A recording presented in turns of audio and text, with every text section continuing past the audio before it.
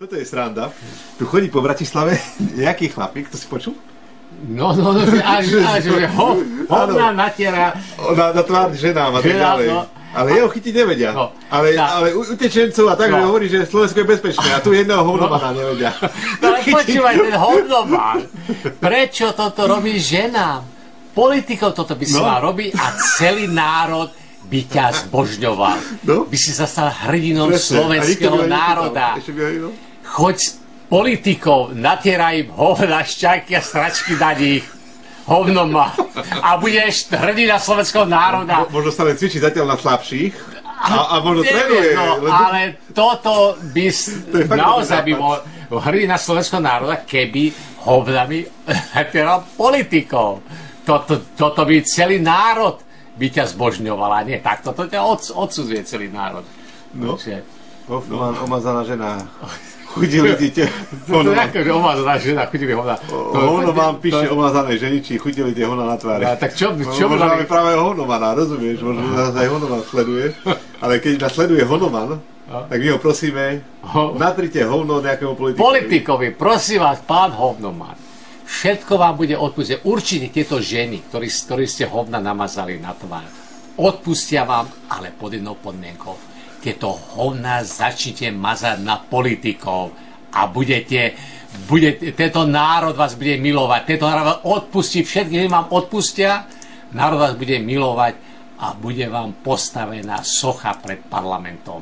Ale tie hovna musia byť namazané na politikov.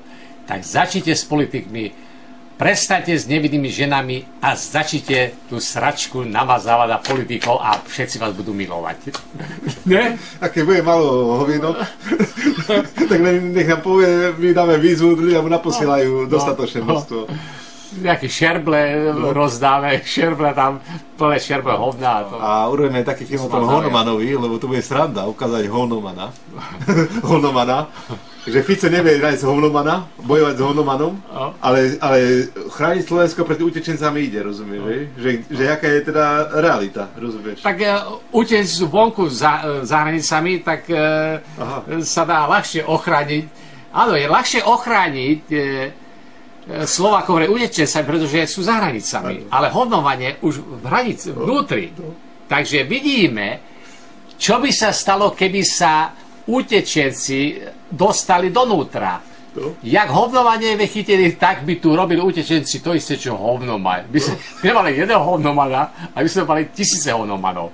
Takže zatiaľ buďme spokojní s jedným hovnomanom, než s tisícom utečencami. Pretože hovnoman vieme, čo môžeme očakávať. Ale od týchto utečencov nevieme, či sú tam takí, čo strieľali v tomto.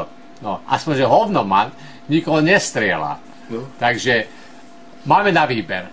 Alebo hovnomana, alebo teroristov. No. Tak čo radšej?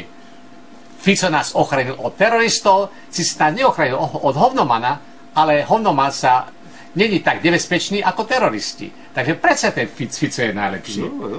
Predsa Fico je najlepší. Predsa Fico, aj keď hovnoman terorizuje, lepší teror s hovnom, než taký teror, ako bol v Paríži. Taký teror nechceme.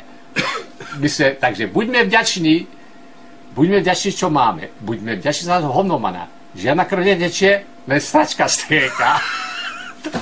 Takže tak, nech žije hovnoman, nech žije Fico. No dobre, tak čo, končíme? No tak skončíme. Takže na dobrú noc. Takže tak?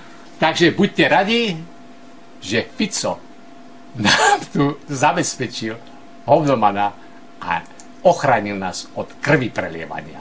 Takže tak. Takže tak. Dobrú noc.